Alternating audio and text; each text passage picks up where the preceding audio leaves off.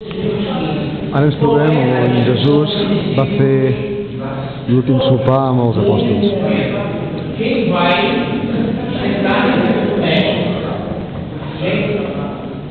Jesus já estava na casa de todo mundo quando ele disse assim: por que vocês estão discutindo mais ou menos? 2008 anys després Eu vou lavar o pé de todo i mundo. som nosaltres.